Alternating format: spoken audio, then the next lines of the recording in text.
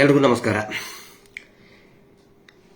ಹಿಂದೂಗಳ ಪವಿತ್ರ ಶ್ರೀ ಕ್ಷೇತ್ರ ಧರ್ಮಸ್ಥಳದ ಹೆಸರಿನಲ್ಲಿ ನಡೆಸ್ತಕ್ಕಂತಹ ಈ ಏನು ಅಕ್ರಮ ಮೀಟರ್ ಬಡ್ಡಿ ದಂಧೆ, ಅದರ ವಿರುದ್ಧ ಕಳೆದ 1.5 ವರ್ಷದಿಂದ ಬಹಳ ದೊಡ್ಡ ಮಟ್ಟದಲ್ಲಿ ಜನಜಾಗೃತಿ ಪ್ರಾರಂಭ ಆಯಿತು. ಯಾವಾಗ ಇವರ ಕುಟುಂಬದವರು, ದಣಿಗಳು, ಧರ್ಮೋದ್ಯಮಿಗಳ ಕುಟುಂಬದ ಸದಸ್ಯರ ಮೇಲೆ, ಆ ಕುಟುಂಬದ ಮೇಲೆ ಅತ್ಯಾಚಾರ, ಕೊಲೆ ಪ್ರಕರಣದ ಆರೋಪ ಬಂತು, ಸಾವಿರಾರು ಜನ, ಲಕ್ಷಾಂತರ ಜನ ಪ್ರಶ್ನೆ ಮಾಡೋದಕ್ಕೆ ಪ್ರಾರಂಭ ಮಾಡಿದರು. ಆ ಹೋರಾಟವನ್ನು ಹತ್ತಿಕ್ಕೋದರ ಸಲುವಾಗಿ ವಿಶೇಷವಾಗಿ ಮಹೇಶ್ ಶೆಟ್ಟಿ ತಿಮರೋಡಿ ಅವರನ್ನ ನಿರಂತರವಾಗಿ ಅವರ ಮೇಲೆ ಪ್ರಕರಣಗಳನ್ನು ದಾಖಲಿಸಿ ಅವರನ್ನ ಮಾನಸಿಕವಾಗಿ ಕುಂದಿಸಬೇಕು ಮತ್ತು ಹೋರಾಟಕ್ಕೆ ಜನನೇ ಬರಬಾರದು ಅಂತ ಹೇಳಿ ಈ ಸ್ವಸಹಾಯ ಗುಂಪುಗಳನ್ನು ಉಪಯೋಗಿಸೋದಕ್ಕೆ ಪ್ರಾರಂಭ ಮಾಡಿದರು. ಅವರು ನಡೆಸ್ತಾ ಇದ್ದಂತಹ 30 ವರ್ಷಗಳಿಂದ ನಡೆಸ್ತಾ ಇದ್ದಂತಹ ಈ ಮೀಟರ್ ಬಡ್ಡಿ ದಂಧೆ, ಗ್ರಾಮಾಭಿವೃದ್ಧಿ ಯೋಜನೆ, ಮೈಕ್ರೋ ಫೈನಾನ್ಸ್ ಯೋಜನೆ, ಇನ್ನೇನೇನೋ ಹೆಸರಿಟ್ಕೊಂಡು ಮಾಡ್ತಾ ಇದ್ರು. ಅದರ ವಿರುದ್ಧ ಒಂದು ದೊಡ್ಡ ಮಟ್ಟದ ಹೋರಾಟ ಪ್ರಾರಂಭ ಆಯಿತು. ಕಳೆದ 6-7 ತಿಂಗಳಿನಿಂದ ಈ ವಿಶೇಷವಾಗಿ ಮೀಟರ್ ಬಡ್ಡಿ ದಂಧೆ ವಿರುದ್ಧದ ಹೋರಾಟ ತುಂಬಾ ತೀವ್ರವಾಗಾಯಿತು. ಅದರ ರಿಸಲ್ಟ್ ಏನು? ಸರ್ಕಾರ ಸುಗ್ರೀವಾಜ್ಞೆ ಕೂಡ ಹೊರಡಿಸಿತು. ಹಾಗಿದ್ರೆ ಎಷ್ಟು ಜನ ಈ ಸಂಘಗಳ ಸ್ವಸಹಾಯ ಸಂಘದಲ್ಲಿ ಇರುವಂತಹ ಸದಸ್ಯರು ಜಾಗೃತರಾದರು? ನಾವು ಜಾಗೃತರಾಗಿ ಜನಸಾಮಾನ್ಯರೇ ಎದ್ದೇಳು ಮಂಜುನಾಥ ಅನ್ನುವಂತಹ ಒಂದು ಜಾಗೃತಿ ಅಭಿಯಾನವನ್ನು ನಾವು ಪ್ರಾರಂಭ ಮಾಡಿದ್ದು. ತಾವೆಲ್ಲ ಕೂಡ ಅದನ್ನು ನೋಡಿದಿರಿ, ಗಮನಿಸಿದಿರಿ. ಹಾಗಿದ್ರೆ ಎಷ್ಟು ಜನ ಜಾಗೃತರಾದರು? ಒಂದು ರಿಸಲ್ಟ್ ಅಂತ ಬೇಕಲ್ಲ. ಈಗ ಒಂದು ಶಾಲೆಯಲ್ಲಿ ಕೂಡ ಮಕ್ಕಳಿಗೆ ಒಂದು ಓದ್ತಾ ಸೆಮಿಸ್ಟರ್ ಎಕ್ಸಾಮ್ಸ್ ಅಂತ ಇರ್ತದೆ, ಪ್ರಿಲಿಮಿನರಿ ಎಕ್ಸಾಮ್, ಅರ್ಧ ವಾರ್ಷಿಕ ಪರೀಕ್ಷೆ, ಈ ತರ ಎಕ್ಸಾಮ್ಸ್ ಇರ್ತದೆ. ಹಾಗಿದ್ರೆ ಈ ಹೋರಾಟದ ರಿಸಲ್ಟ್ ಏನು? ಜನಜಾಗೃತಿಯ ರಿಸಲ್ಟ್ ಏನು?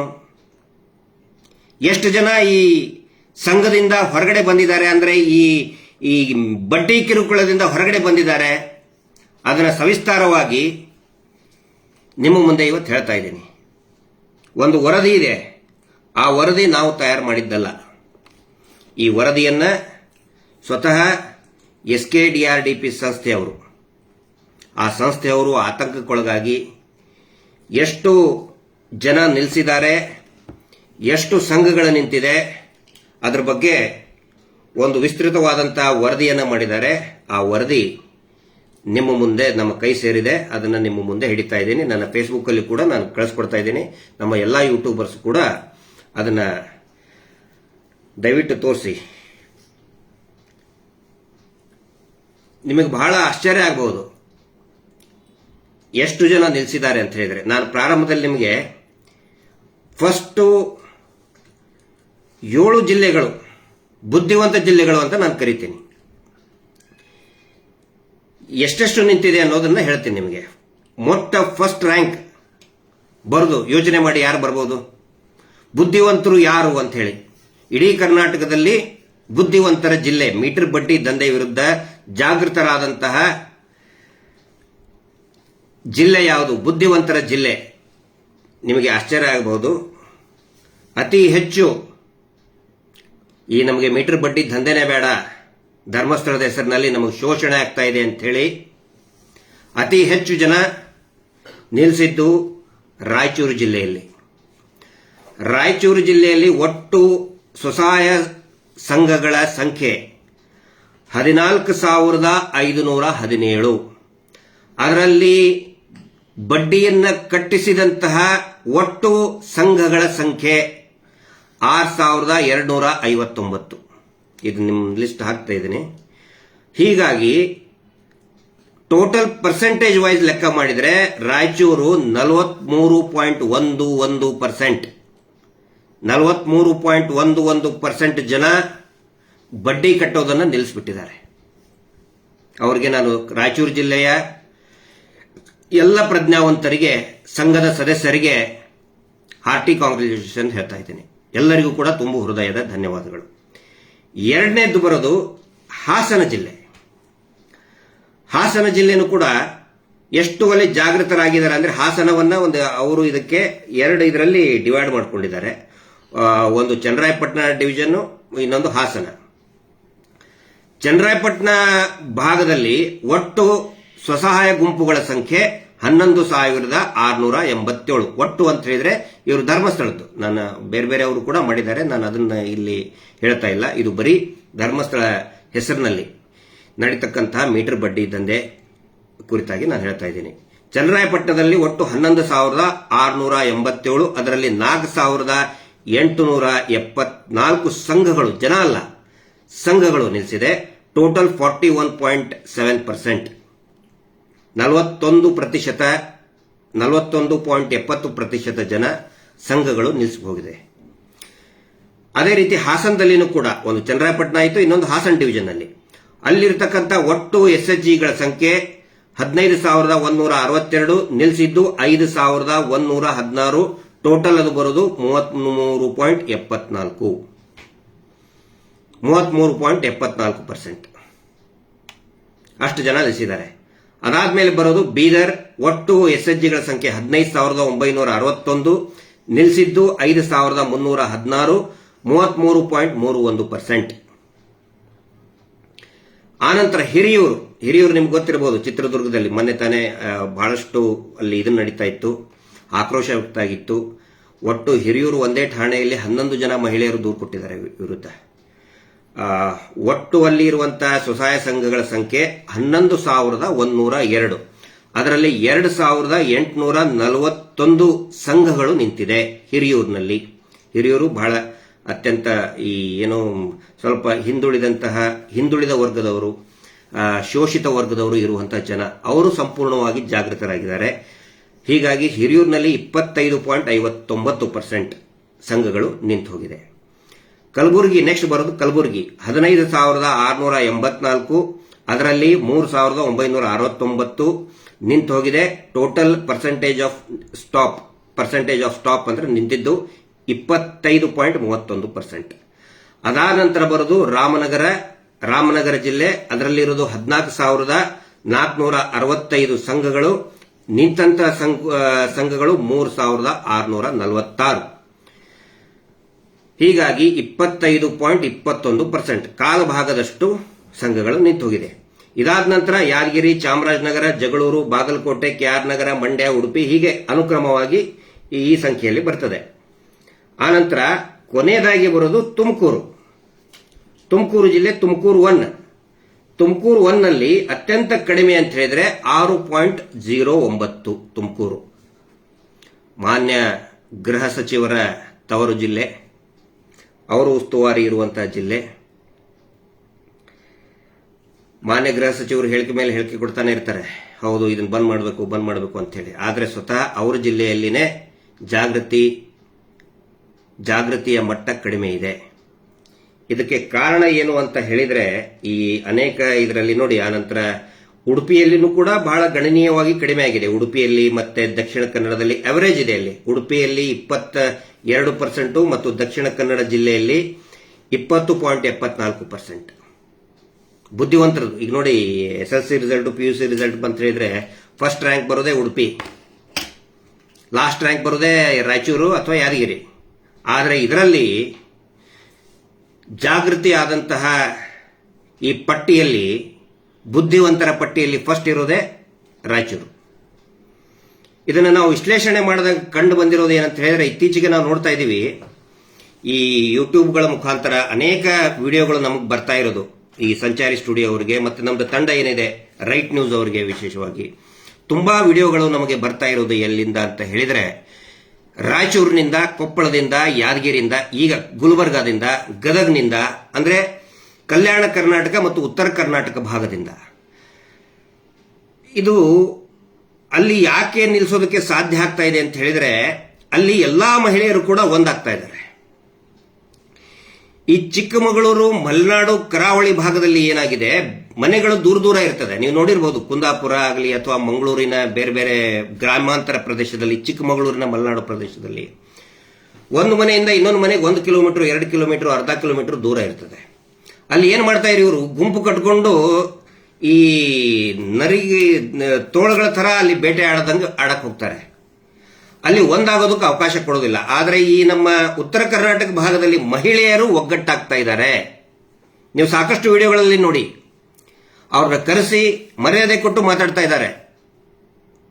ಮರ್ಯಾದೆ ಕೊಟ್ಟು ಮನೆಗೆ ಬಂದು ಅವರನ್ನ ಯಾರು ಈ ಸಾವಿನ ಪ್ರತಿನಿಧಿಗಳು, ಸುಲಿಗೆ ಪ್ರತಿನಿಧಿಗಳು ಇನ್ಸಲ್ಟ್ ಮಾಡ್ಕೊಂಡು ಟೈ ಹಾಕೊಂಡು ಬರ್ತಾರಲ್ಲ, ಮತ್ತೆ ಮೇಡಮ್ ಅವರು ಬರ್ತಾರಲ್ಲ, ಬಂದಾಗ ಅವ್ರನ್ನ ಕುರ್ಚಿ ಮೇಲೆ ಕೂರಿಸಿ ಇವರೆಲ್ಲ ಸದಸ್ಯರು ಕೆಳಗಡೆ ಕೂತ್ಕೊಂಡು ಒಂದು ಚರ್ಚೆಯನ್ನ ಮಾಡಿ ಬಹಳ ನೀಟಾಗಿ ಪ್ರಶ್ನೆಯನ್ನ ಮಾಡ್ತಾ ಇದ್ದಾರೆ. ನಾವು ಕಟ್ಟಲ್ಲ ಅಂತ ಹೇಳಿಲ್ಲ, ಆದ್ರೆ ನಮ್ಗೆ ಬ್ಯಾಂಕ್ ಸ್ಟೇಟ್ಮೆಂಟ್ ಕೊಡಿ. ನಾವು ಕಟ್ಟಲ್ಲ ಅಂತ ಹೇಳಿಲ್ಲ, ಆದ್ರೆ ನಮ್ಗೆ RBI ಸ್ಟೇಟ್ಮೆಂಟ್ ಕೊಡಿ, ನಮ್ಮ ಉಳಿತಾಯ ಹಣದ ಸ್ಟೇಟ್ಮೆಂಟ್ ಕೊಡಿ. ಎಲ್ಲೆಲ್ಲಿ ಗ್ರಾಮಸ್ಥರು ಒಗ್ಗಟ್ಟಾಗ್ತಾ ಇದ್ದಾರೆ ಆ ಗ್ರಾಮಗಳು ಇವರ ಕಪಿಮುಷ್ಟಿಯಿಂದ, ಈ ಸಾಲದ ಬಡ್ಡಿ ಕಿರುಕುಳದ ಸುಳಿಯಿಂದ ಮುಕ್ತರಾಗ್ತಾ ಇದ್ದಾರೆ, ಸ್ವತಂತ್ರ ಆಗ್ತಾ ಇದೆ. ಎಲ್ಲೆಲ್ಲಿ ಇವರ ಆಮಿಷಕ್ಕೆ ಮತ್ತೆ ಇವರು ಜಗಳ ಹಚ್ಚುತ್ತಾ ಇದ್ದಾರಲ್ಲ, ಒಳಗಡೆನೆ ಒಂದು ಜಾತಿಯಿಂದ ಇನ್ನೊಂದು ಜಾತಿಗೆ, ಒಂದು ಓಣಿ ಒಂದು ಏರಿಯಾದಿಂದ ಇನ್ನೊಂದು ಏರಿಯಾಕ್ಕೆ ಅಣ್ಣ ತಮ್ಮಂದಿರಲ್ಲೇನೆ ಜಗಳ ಹಚ್ತಾ ಇದ್ದಾರೆ, ಗಂಡ ಹೆಂಡತಿ ನಡುವೆ ಜಗಳ ಹಚ್ತಾ ಇದ್ದಾರೆ. ಆ ಒಂದು ಪ್ರಲೋಭನೆಗೆ, ಅವರ ಒಂದು ತಂತ್ರಗಾರಿಕೆಗೆ, ಮೋಸಕ್ಕೆ ಒಳಗಾಗ್ತಾ ಇದ್ದಾರಲ್ಲ, ಅಲ್ಲಿ ಕಷ್ಟ ಆಗ್ತಾ ಇದೆ. ಹೀಗಾಗಿ ನಾನು ವಿನಂತಿ ಮಾಡ್ಕೊಳ್ತಾ ಇರೋದು, ನಮ್ಮ ಇಡೀ ಸೌಜನ್ಯ ಹೋರಾಟಗಾರರು ನಿಮ್ಮ ಗಮನಕ್ಕೆ ತರ್ತಾ ಇರೋದು, ದಯವಿಟ್ಟು ಯಾವ ಕಾರಣಕ್ಕೂ ನೀವು ಭಯ ಪಟ್ಕೊಳ್ಳಕ್ ಹೋಗಬೇಡಿ. ಎಲ್ಲರೂ ಕೂಡ ಒಂದಾಗಿ. ಇಲ್ಲಿ ಈಗ ವಿವರವಾಗಿ ಕೆಲವೊಂದಿಷ್ಟು ಈ ಪ್ರಶ್ನೋತ್ತರ ಇದರಲ್ಲಿ ಮಾಲಿಕೆ ಒಳಗಡೆ ನಾನು ವಿವರಣೆಯನ್ನು ಕೊಡ್ತೀನಿ ನಿಮಗೆ. ಇಲ್ಲಿ ಆಗಬೇಕಾಗಿರೋದು ಏನಂತ ಹೇಳಿದ್ರೆ, ಯಾವಾಗ ನೀವು ಗ್ರಾಮಸ್ಥರು ಆಗಲಿ ಅಥವಾ ಸಂಘದ ಸದಸ್ಯರು ಒಬ್ಬೊಬ್ಬರಿಗೆ ಕಚ್ಚಾಟ ಮಾಡ್ದೇನೆ ಒಂದಾಗ್ತೀರಿ, ಆವಾಗ ನಿಮ್ಮನ್ನ ಯಾರು ಹೆದರ್ಸಕ್ ಬರೋದಿಲ್ಲ. ಹೀಗಾಗಿ ಟೋಟಲ್ ಆಗಿ ಈ ವರದಿ ಏನಿದೆ, ಈ ವರದಿಯಲ್ಲಿ ಒಂದು ಅದ್ಭುತವಾದಂತಹ ಬೆಳವಣಿಗೆ ನಾನು ನಿಮ್ಗೆ ಹೇಳ್ತಾ ಇದ್ದೀನಿ. ಒಳ್ಳೆ ನೀವು ಓವರ್ ಆಲ್ ಎಷ್ಟು ಜನ ನಿಲ್ಲಿಸಿದ್ರು ಅಂತ ಹೇಳಿ, ಸಾರಿ, ಎಷ್ಟು 6,31,222 ಇವರು ಮಾರ್ಕ್ ಮಾಡಿದ್ದು ಒಟ್ಟು ಟೋಟಲ್ ಸಂಘಗಳ ಸಂಖ್ಯೆ. 6,31,222 ಸಂಘದಲ್ಲಿ ಒಟ್ಟು ನಿಂತಹ ಸಂಘಗಳ ಸಂಖ್ಯೆ 1,15,608. ನೋಡಿ, 1,15,000 ಬರೀ ಒಂದು 6 ತಿಂಗಳಲ್ಲಿ ಆನ್ ಅಂಡ್ ಅವರೇಜ್ ಒಂದು ಸಂಘದಲ್ಲಿ ಇರುವಂತಹ, ಒಂದೊಂದರಲ್ಲಿ 7 ಇದ್ದಾರೆ, 8 ಇದ್ದಾರೆ, 10 ಇದ್ದಾರೆ. ಆನ್ ಅಂಡ್ ಅವರೇಜ್ ನಾವು 8 ಅಥವಾ 9 ಹಿಡ್ಕೊಂಡ್ರು ಕೂಡ ಇಡೀ ರಾಜ್ಯಾದ್ಯಂತ 10 ಲಕ್ಷ ಜನ ಸಂಘದ ಸದಸ್ಯರು ಬಡ್ಡಿ ಕಟ್ಟೋದನ್ನ, ಮರುಪಾವತಿ ಮಾಡೋದನ್ನ, ಈ ಮೀಟರ್ ಬಡ್ಡಿ ಸಂಸ್ಥೆಗೆ, ಲೈಸೆನ್ಸ್ ಇಲ್ಲದ ಮೀಟರ್ ಬಡ್ಡಿ ಸಂಸ್ಥೆಗೆ 10 ಲಕ್ಷ ಜನ ಸಂಪೂರ್ಣವಾಗಿ ನಿಲ್ಲಿಸಿಬಿಟ್ಟಿದ್ದಾರೆ. ಹೋರಾಟದ ಒಂದು ಅದ್ಭುತವಾದಂತಹ ಪರಿಣಾಮ ಇದು.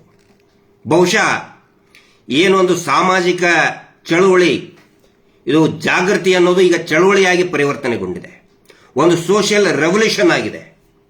ಅದರ ರಿಸಲ್ಟ್ ಇದು. ಇದರಲ್ಲಿ ಸಾಕಷ್ಟು ಜನ ತೊಡಗಿಸ್ಕೊಂಡಿದ್ದಾರೆ.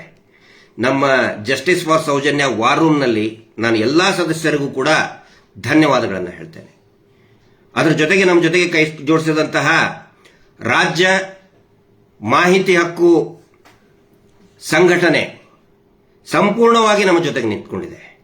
ಅವ್ರಿಗೂ ಕೂಡ ನಾನು ಧನ್ಯವಾದಗಳನ್ನು ಹೇಳ್ತೇನೆ. ನಮ್ಮ ಕಲಬುರಗಿಯಲ್ಲಿಯ ಚೆನ್ನೈ ವಸ್ತ್ರದವರು ಅಧ್ಯಕ್ಷರಿದ್ದಾರೆ ಮತ್ತು ಅವರ ಇಡೀ ತಂಡ ಏನಿದೆ, ನಮ್ಮ ವಿಜಯನಗರ ಜಿಲ್ಲೆ ಇರ್ಬೋದು ಮತ್ತು ಪ್ರತಿಯೊಂದು ಜಿಲ್ಲೆಯಲ್ಲಿ ಇರತಕ್ಕಂತಹ ಮಾಹಿತಿ ಹಕ್ಕಿನ ಕಾರ್ಯಕರ್ತರು, ಸೌಜನ್ಯ ಹೋರಾಟಗಾರರು ಮತ್ತು ಅನೇಕ ಯೂಟ್ಯೂಬ್ಗಳು ಕೂಡ್ಲಾ ರಾಂಪೇಜಿಂದ ಹಿಡಿದು ಈಗ ಸಂಚಾರಿ ಸ್ಟುಡಿಯೋ ಅವರು ಇರಬಹುದು ಮತ್ತು ಈಗ ರೈಟ್ ನ್ಯೂಸ್ ಇರಬಹುದು ಮತ್ತು ನಿರಂತರವಾಗಿ ಅನೇಕ ನಮ್ಮ ಯಾವುದು ಅಕ್ಷರ ಮೀಡಿಯಾ ಇರಬಹುದು, ಜನತಾ ಏಜೆಂಟ್ ಇರಬಹುದು, ಆನಂತರ ಥರ್ಡ್ ಐ ಇರಬಹುದು, ಈಗ ಇರ್ತಕ್ಕಂಥ ಶಿಮಾ ನ್ಯೂಸ್ ಮತ್ತು ಸಯನ್ ಅಂತ ಇನ್ನೂ ಅನೇಕ ಪಟ್ಟಿ ಬಹಳ ತುಂಬಾ ಇದೆ. ತುಂಬಾ ಚೆನ್ನಾಗಿ ಪ್ರೆಸೆಂಟ್ ಮಾಡಿದ್ದಾರೆ, ತುಂಬಾ ಚೆನ್ನಾಗಿ ಜನರಿಗೆ ತಲುಪಿಸತಕ್ಕಂತಹ ಪ್ರಯತ್ನ ಮಾಡಿದ್ದಾರೆ. ಯಾಕಂದ್ರೆ ದೊಡ್ಡ ದೊಡ್ಡ ಚಾನೆಲ್ಗಳು ಬರೀ ಮೈಕ್ರೋ ಫೈನಾನ್ಸ್ ಅಂತಾರೆ, ಆದರೆ ವಾಸ್ತವದಲ್ಲಿ ಏನು ನಡೀತಾ ಇದೆ ಅದನ್ನ ಜನರಿಗೆ ಮುಟ್ಟಿಸುವಲ್ಲಿ ಈ ಎಲ್ಲಾ ಯೂಟ್ಯೂಬ್ಗಳು ಮತ್ತು ಸೋಷಿಯಲ್ ಮೀಡಿಯಾದಲ್ಲಿ, ಅದು ಇನ್ಸ್ಟಾಗ್ರಾಮ್ ಇರಬಹುದು, ವಾಟ್ಸಪ್ ಇರಬಹುದು, ಆನಂತರ ಫೇಸ್ಬುಕ್ ಇರಬಹುದು, ಅಲ್ಲಿ ಇರತಕ್ಕಂತಹ ಸಾಮಾಜಿಕ ಕಾಳಜಿ ಇರುವಂತಹ ಅನೇಕ ಜನ ಬುದ್ಧಿವಂತರು, ಪ್ರಜ್ಞಾವಂತರು ಇದನ್ನ ಪ್ರತಿಯೊಬ್ಬರಿಗೂ ಕೂಡ ಮುಟ್ಟಿಸುವಂತಹ ಪ್ರಯತ್ನ ಮಾಡಿದ್ದಾರೆ. ಅವರೆಲ್ಲರಿಗೂ ಕೂಡ ನಾನು ಧನ್ಯವಾದಗಳನ್ನು ಹೇಳ್ತಾ ಇದ್ದೇನೆ. ಬಹುಶಃ ರಾಜ್ಯ ಕಂಡಂತಹ ಒಂದು ಅತಿ ದೊಡ್ಡ ಚಳುವಳಿಯ ಒಂದು ಅತಿ ದೊಡ್ಡ ಫಲ ಇದು. ಇಷ್ಟು ಕಡಿಮೆ ಸಂಖ್ಯೆಯಲ್ಲಿ, ಯಾಕಂತ ಹೇಳಿದ್ರು ಬಹಳ ದರ್ಪ ಇವರು ಯಾರಿಗೂ ಕೂಡ ಮಾತಾಡೋದಕ್ಕೆ ಬಿಡ್ತಾ ಇರಲಿಲ್ಲ, ಯಾರಿಗೂ ಮಾತಾಡಕ್ ಬಿಡ್ತಾ ಇರಲಿಲ್ಲ. ಇವರು ಏನೇ ಆದ್ರೂ ಕೂಡ ಬರೀ ಅವರು ಸುಳ್ಳ ಪ್ರೊಪಗಂಡ, ನಾವು ಆ ಅಭಿವೃದ್ಧಿ ಮಾಡಿದ್ವಿ, ಈ ಅಭಿವೃದ್ಧಿ ಮಾಡಿದ್ವಿ, ಎಲ್ಲಾ ಸುಳ್ಳಿನ ಕಂತೆ, ಸುಳ್ಳಿನ ಕೋಟೆ ಕಟ್ಟು ಮೆರೆದಂತವ್ರು ಇವರು. ಪೊಲೀಸ್ ಠಾಣೆ ಇವ್ರ ಲೆಕ್ಕಕ್ಕೇ ಇರಲಿಲ್ಲ. ಒಂದ್ ಹಂತಕ್ಕೆ ಇವ್ರು ಎಲ್ಲಿಗೆ ಬಂದಿದ್ರ ಅಂತ ಹೇಳಿದ್ರೆ ನೀವು ನೋಡಿರ್ಬೋದು, ಅಬ್ಸರ್ವ್ ಮಾಡಿರ್ಬೋದು. ಒಂದು 3-4 ತಿಂಗಳ ಹಿಂದೆನೆ ನೀನ್ ದುಡ್ಡು ಕಟ್ಟಲಿಲ್ಲ ಅಂದ್ರೆ ಪೊಲೀಸರನ್ನು ಕಳಿಸ್ತೇನೆ ಅಂತ ಹೇಳ್ತಾ ಇದ್ರು. ಈಗ ಅವರೇ ಪೊಲೀಸರಿಗೆ ಹೆದರ್ತಾ ಇದ್ದಾರೆ, ಹೆದರ್ಕೊಂಡು ಓಡ್ತಾ ಇದ್ದಾರೆ. ಇದು ಹೋರಾಟಕ್ಕೆ ಸಿಕ್ಕಂತಹ ಒಂದು ಫಲ, ಹೋರಾಟದ ಪರಿಣಾಮ, ಜನಜಾಗೃತಿಯ ಪರಿಣಾಮ. ಹೀಗಾಗಿ ಇದು ಬರೀ ಒಬ್ಬ ವ್ಯಕ್ತಿ, ಒಂದಿಷ್ಟು ಜನರದ ವ್ಯಕ್ತಿದಲ್ಲ, it is a team work.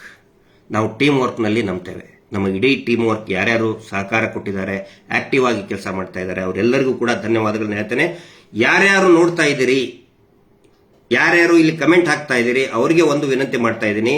ಈ ಮೊದಲನೆಯ ಒಟ್ಟು 7 ವಿಭಾಗಗಳು ಅಂದ್ರೆ 25% ವರೆಗೆ ನಿಲ್ಲಿಸಿದ್ದಾರೆ, ಅವರೆಲ್ಲರಿಗೂ ಕೂಡ ಒಂದು ಥಮ್ಸ್ ಅಪ್ ಅನ್ನ ಮಾಡಿ ಅಂತ ನಾನು ರಿಕ್ವೆಸ್ಟ್ ಮಾಡ್ಕೊತಾ ಇದ್ದೀನಿ.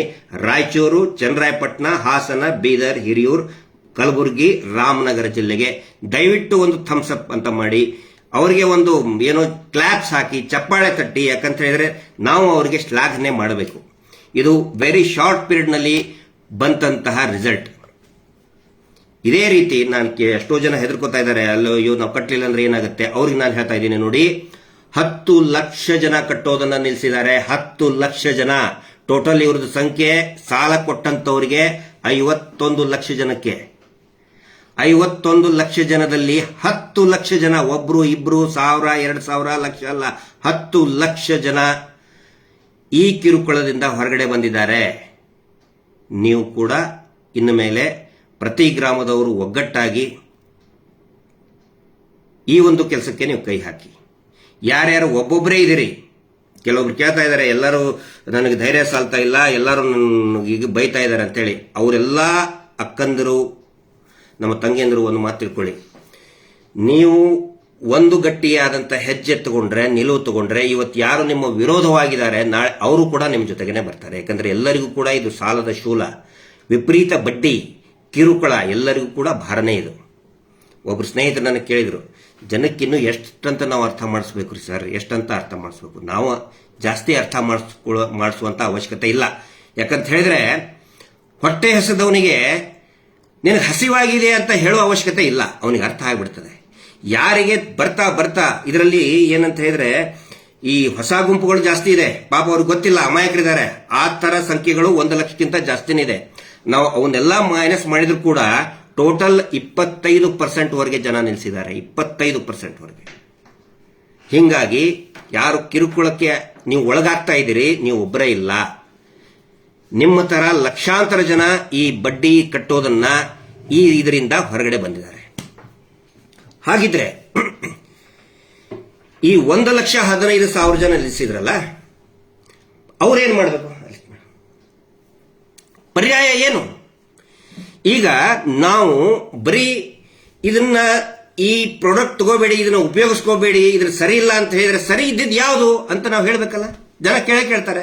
ಹೌದಪ್ಪ, 1 ಲಕ್ಷ ಜನ ಹತ್ತತ್ರ 1,15,000 ಸಂಘಗಳು ಅವರು ನಿಲ್ಲಿಸಿದ್ರು. ಮುಂದೇನು ಪರ್ಯಾಯ ಏನು? ಇಲ್ಲಿ ನಾನು ಕೆಲವೊಂದಿಷ್ಟು ಸಲಹೆಗಳನ್ನ, ಇದರಲ್ಲಿ ನಾನು ಒಬ್ಬನೇ ಇಲ್ಲಿ ನಾನು ಮಾತಾಡ್ತಾ ಇದ್ದೀನಿ, ಬಟ್ ನಂದು ಹಿಂದಿರುವಂತಹ ಒಂದು ಟೀಮ್ ಏನಿದೆ, ಬ್ಯಾಂಕಿಂಗ್ ಸೆಕ್ಟರ್ ನಲ್ಲಿರುವಂತಹ ಟೀಮ್ ಏನಿದೆ, ಸಾಮಾಜಿಕ ಕ್ಷೇತ್ರದಲ್ಲಿ ದುಡಿತಕ್ಕಂತಹ ಕೆಲವೊಂದಿಷ್ಟು ಕಾರ್ಯಕರ್ತರು ಅವರು ಕೊಟ್ಟಂತಹ ಸಲಹೆಗಳನ್ನ ನಾನು ನಿಮ್ಮ ಮುಂದೆ ಹೇಳ್ತಾ ಇದ್ದೀನಿ. ಮೊದಲೇದು ನಾನು ನಿಮ್ಗೆ ಹೇಳೋದು, ವಿನಾಕಾರಣ ನೀವು ಸಾಲನೇ ತಗೋಬೇಡಿ. ಒಂದನೇದು, ವಿನಾಕಾರಣ ಸಾಲ ತಗೋಬೇಡಿ. ಇದು ಬೋಧನೆ ಆಗ್ಬಹುದು ನಿಮಗೆ. ಎರಡನೇದು ಏನಂತ ಹೇಳಿದ್ರೆ, ನೀವು ಮಾಡಬೇಕಾಗಿರೋದು, ಇದೇನು ನಿಮ್ಮ ಅಕೌಂಟ್ ಇದೆಯಲ್ಲ ಫ್ರೀಸ್ ಮಾಡಿದ್ದಾರೆ, ನಿಮ್ಗೆ ಗೊತ್ತಿರಲಿ, ನೀವು ಯಾರು ಕೂಡ ಈ ಅಕೌಂಟ್ ಇಂದ ಆಪರೇಟ್ ಮಾಡೋಕ್ಕಾಗೋದಿಲ್ಲ. ನೀವು ಮಾಡೋಕ್ಕಾಗೋದಿಲ್ಲ. ಅದಕ್ಕೆ ಏನು ಮಾಡಬೇಕು, ಎಲ್ಲರೂ ಕೂಡ ಒಂದು ಗ್ರಾಮದಲ್ಲಿರುವಂತಹ ಒಂದು 5 ಜನ 10 ಜನ ಹೋಗಿ, ಆ ಸಂಘದ ಸದಸ್ಯರು ಹೋಗಿ, ಅಥವಾ ಒಬ್ಬರೇ ಇದ್ರೂ ಪರವಾಗಿಲ್ಲ, 5 ಜನ ಬರಬೇಕಂತೇನಿಲ್ಲ, ಒಬ್ಬರೇ ಹೋದ್ರೂ ಕೂಡ ಬ್ಯಾಂಕಿನವರಿಗೆ ಒಂದು ನೀವು ಲೆಟರ್ ಕೊಡಿ, ನೋಡಿ ನಮ್ಮ ಅನುಮತಿ ಇಲ್ಲದನೆ ಇವರು ವ್ಯವಹಾರ ಮಾಡ್ತಾ ಇದ್ದಾರೆ. ಯಾಕಂತ ಹೇಳಿದ್ರೆ, ಸ್ವಸಹಾಯ ಗುಂಪಿಗೆ ಏನಾದರೂ ಒಂದು ಅಕೌಂಟ್ ಅಂತ ಮಾಡಿದ್ರೆ ಆ ಸ್ವಸಹಾಯ ಗುಂಪಿನವರು ಸದಸ್ಯರು ವ್ಯವಹಾರ ಮಾಡಬೇಕು ಅಂತ ಮಾಡಿರ್ತಾರೆ. ಅದನ್ನ ಯಾವುದೇ ದಲ್ಲಾಳಿ ಮಾಡಬೇಕು ಅಂತ ಅಲ್ಲ, ಇಲ್ಲಿ ಆಗ್ತಾ ಇರೋದು ಅದೇ. ಈಗ ನಾನು ಒಂದು ಅಕೌಂಟ್ ಓಪನ್ ಮಾಡಿದ್ರೆ ಅದನ್ನು ನಾನು ಆಪರೇಟ್ ಮಾಡಬೇಕು, ಅದರ ಮೇಲೆ, ಆ ಅಕೌಂಟ್ ಮೇಲೆ, ಆ ಖಾತೆಯ ಮೇಲೆ ಹಕ್ಕು ನನಗಿರ್ತದೆ. ಸ್ವಸಹಾಯ ಗುಂಪಿನ ಖಾತೆ ಇದೆ ಅಂದ ಬಳಿಕ ಆ ಸ್ವಸಹಾಯ ಸಂಘದ ಸದಸ್ಯರ ಹಕ್ಕು ಇರ್ತದೆ. ಇಲ್ಲಿಯ ಹಕ್ಕನ್ನೇ ಕಳ್ಸ್ಕೊಂಡ್ಬಿಟ್ಟಿದ್ದಾರೆ. ಹಿಂಗಾಗಿ ಬ್ಯಾಂಕಿನವರಿಗೆ ಬಹಳ ಸ್ಪಷ್ಟವಾಗಿ ನೀವು ಹೇಳಿ, ನೋಡಿ ಅದು ನಮ್ಮ ಅಕೌಂಟು, ಅದರಲ್ಲಿ ನಮ್ಮ ಥಂಬ್ ಇಂಪ್ರೆಷನ್ ಇರೋದು, ನಮ್ಮ ಆಧಾರ ಇರೋದು. ಹಿಂಗಾಗಿ ನಮ್ಮ ಅನುಮತಿ ಇಲ್ಲದೆ ಅಥವಾ ನಮಗೆ ಮೋಸ ಮಾಡಿ, ನಮಗೆ ನಂಬಿಕೆ ದ್ರೋಹ ಮಾಡಿ, ಇವರು ನಮ್ಮಿಂತ್ರ ನಮಗೆ ಗೊತ್ತಾಗದೆ ಯಾವುದಾವುದೋ ಪತ್ರಕ್ಕೆ ಸಹಿ ತಗೊಂಡು ನಾವು ಅದರಲ್ಲಿ ಆಪರೇಟ್ ಮಾಡಿದ್ದಾರೆ. ಹೀಗಾಗಿ ನಮ್ಮ ಖಾತೆಯನ್ನ ನಮಗೆ ಕೊಟ್ಟು ಬಿಡಿ ಅಂತ ಒಂದು ಲೆಟರ್ ಕೊಡಿ, ಆವಾಗ ನೀವು ಸ್ವತಂತ್ರರಾಗ್ತೀರಿ. ಇದು ಒಂದನೇದ್ದು. ಅವಾಗ ಏನಾಗುತ್ತೆ, ಯಾವಾಗ ನೀವೇ ಆಪರೇಟ್ ಮಾಡ್ತೀರಿ ಅವಾಗ ಅಂದ್ರೆ ನಿಮ್ಗೆ ಗೊತ್ತಾಗುತ್ತೆ. ಅವಾಗ ಫಸ್ಟ್ ಅದರ ರಿಸಲ್ಟ್ ಏನಂತ ಹೇಳಿದ್ರೆ, ಎಲ್ಲೆಲ್ಲಿ ಭಾಂಗಡಿ ನಡೀತಾ ಇದೆ, ಎಲ್ಲೆಲ್ಲಿ ಇವರು ಮೋಸ ಮಾಡಿದ್ದಾರೆ ಅದು ನಿಮ್ಗೆ ಗೊತ್ತಾಗುತ್ತೆ. ಎರಡನೇ ಸ್ಟೆಪ್, ಸ್ವತಃ ನೀವೇ ಆ ಗ್ರಾಮದಲ್ಲಿ ಇರೋರೇ ಆ ಸ್ವಸಹಾಯ ಸಂಘಗಳಿದೆ ಅದನ್ನೇ ನೀವು ಚೇಂಜ್ ಮಾಡಬೇಕಾಗಿಲ್ಲ. ಅದೇನು ಇವರು ಓನರ್ ಅಲ್ಲ. ಈ ದಣಿಗಳು ಧರ್ಮಸ್ಥಳ SKDRDP ದವರು ಅದು ಓನರೇ ಅಲ್ಲ. SHG ಮಾಡೆಲ್ ನಲ್ಲಿ ಅದು ಇಲ್ವೇ ಇಲ್ಲ. ಒಂದು ಸಂಘ ಇದೆ ಅಂದ್ರೆ ಸಂಘದ ಪ್ರಭುಗಳು ಸಂಘದ ಸದಸ್ಯರುಗಳೇ, ಇನ್ನೊಬ್ಬ ಮೀಡಿಯೇಟರ್ ಕಂಪನಿ ಅಲ್ಲ. ಆವಾಗ ನೀವು ಅದು ಯಾವ ಬ್ಯಾಂಕ್ ಇದೆಯಲ್ಲ, ಈಗ ಬ್ಯಾಂಕ್ ಆಫ್ ಬರೋಡಾ, SBI, ಗ್ರಾಮೀಣ ಬ್ಯಾಂಕ್, ಕರ್ನಾಟಕ ಬ್ಯಾಂಕ್, ಏನೇನೋ ಅವರು ಲಿಸ್ಟ್ ಕೊಡ್ತಾ ಇದ್ದಾರೆ, ಆ ಬ್ಯಾಂಕ್ನವರಿಗೆ ಅಲ್ಲಿ ಹೋಗಿ ನೋಡಿ, ನಮಗೆ ನೇರವಾಗಿ ನಾವೇ ನಿಮಗೆ ಕಟ್ತೀವಿ, ಕಟ್ಟಲ್ಲ ಅಂತ ಇಲ್ಲಿ ಯಾರು ಹೇಳ್ತಾ ಇಲ್ಲ. ಆದರೆ ನೇರವಾಗಿ ನಾವು ನಿಮ್ಮ ಜೊತೆ ವ್ಯವಹಾರ ಮಾಡ್ತೀವಿ ಅಂತ ಹೇಳಿ ಅವ್ರ ಕಡೆಯಿಂದ ಒಂದು ಲೆಟರ್ ತಗೊಳ್ಳಿ. ನೀವು ಅವ್ರಿಗೆ ಬರೆದು ಕೊಟ್ಟು ಒಂದು ಪರ್ಮಿಷನ್ ತಗೊಳ್ಳಿ. ಮುಂದೆ ಏನಾಗುತ್ತೆ ನೋಡೋಣಂತೆ. ಅದಾಗದೆ ಹೋದ್ರೆ ನೀವು ಏನು ಮಾಡಬಹುದು, ಅದೇ ಬ್ಯಾಂಕಿನ BC ಏಜೆಂಟ್ ನೀವು ಆಗಬಹುದು, ಆ ಗ್ರಾಮದ ಯುವಕರೇ ಆಗಬಹುದು.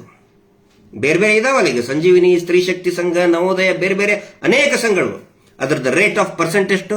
ಬರೀ 9%, 8%, 10%ಗಿಂತ ಒಳಗಡೆನೆ ಇದೆ. ಇವರು ಯಾಕೆ ನೀವು 5% ಕೊಡ್ತಾ ಇದ್ರಿ? ಎಕ್ಸ್ಟ್ರಾ ಇವ್ರದ್ದು ಕೆಲಸ ಏನೂ ಇಲ್ಲ. ದಯವಿಟ್ಟು ಅರ್ಥ ಮಾಡ್ಕೊಳ್ಳಿ, ಇವರು ಮಾಡಿದಂತ ಕಿಸಾಮತಿ ಏನೂ ಇಲ್ಲ. ಏನು ಅಂದ್ರೆ ಏನೂ ಇಲ್ಲ, ಬರೀ ಪರ್ಸೆಂಟೇಜ್ ತಿಂತಾ ಇದ್ದಾರೆ. ನೀವು ನಿಮ್ಮಿಂದ ವಾರದ ಬಡ್ಡಿಯ ಪರ್ಸೆಂಟೇಜ್ ತಿಂತಾ ಇದ್ದಾರೆ. ಇದು ನಿಮಗೆ ಅರ್ಥ ಇರಲಿ. ಇದರ ಬಗ್ಗೆ ಒಂದಿಷ್ಟು ವ್ಯಾಲಿಡ್ ಪ್ರಶ್ನೋತ್ತರ ಇದರಲ್ಲಿ ನಿಮ್ಗೆ ಹೇಳ್ತಾ ಇದ್ದೀನಿ. ಹೀಗಾಗಿ ಮೊದಲನೇ ಕೆಲಸ ನೀವೇನು ಮಾಡಬೇಕಾಗಿರೋದು, ಬ್ಯಾಂಕಿನವ್ರಿಗೆ ಹೇಳ್ಬೇಕು. ನೀವು ನೋಡಿ, ನಾವು ಓನರ್ ಅದರದ್ದು, ಇವರಲ್ಲ, ಇವರು ಮೀಡಿಯೇಟರ್, ಇವರು ಮಧ್ಯವರ್ತಿಗಳು, ಇವರು ದಲಾಲರು, ನಿಮ್ಮ ಬ್ಯಾಂಕಿನ ದಲಾಲರು. ಅವರು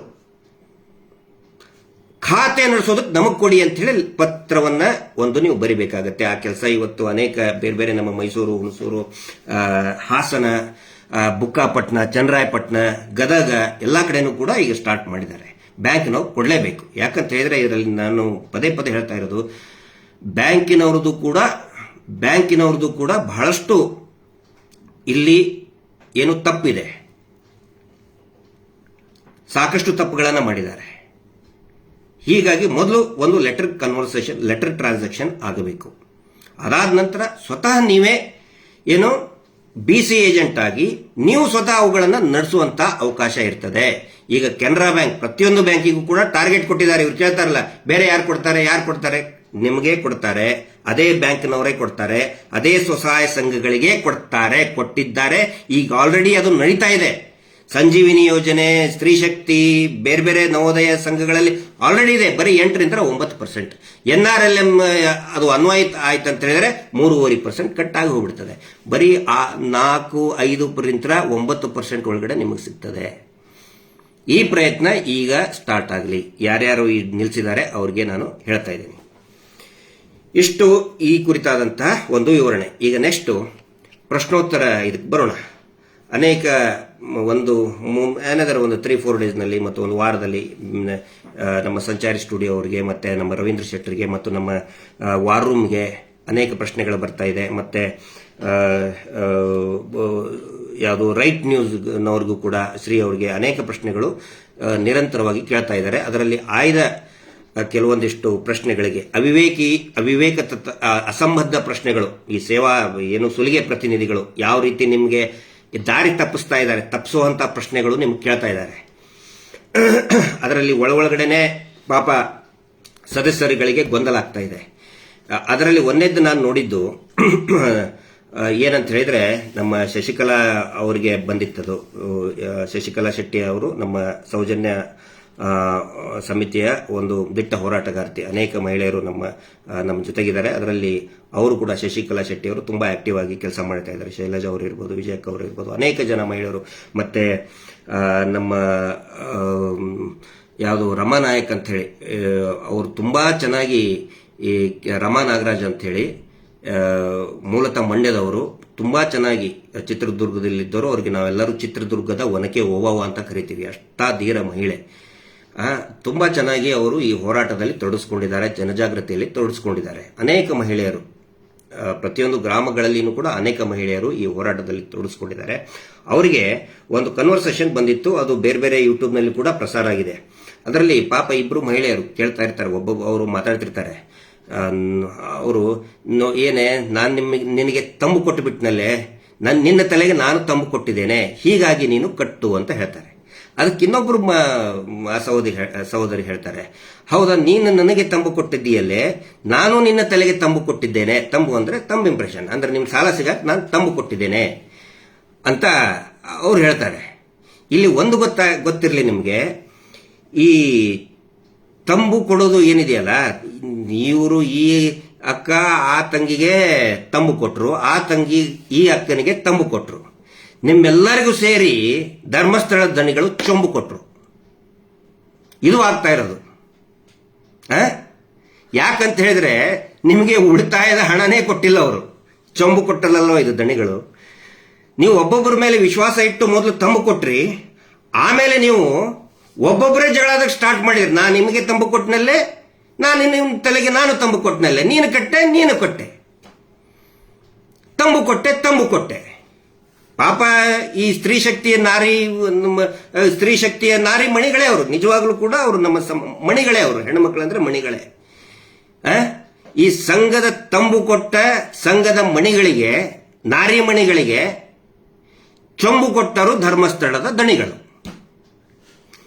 ಅಕ್ಷರಶಃ ನಿಮಗೆ ಚೊಂಬು ಉಲ್ಟ ಹಾಕಿ ಹೋಗ್ಬಿಟ್ಟಿದ್ದಾರೆ. ಉಳಿತಾಯದ ಹಣ ಇಲ್ಲ, ಆ ನಂತರ PRK ಬಾಂಡ್ ಇಲ್ವೇ ಇಲ್ಲ, ಸಿಗೋದನೇ ಇಲ್ಲ ನಿಮಗೆ. PRK ಬಾಂಡ್ ಫೇಕ್, ಬರೀ ನಿಮ್ಮಲ್ಲಿ ಹೊಡೆದಾಡಕ್ಕೆ ಹಚ್ಚಿ ಬಿಟ್ಬಿಟ್ರು.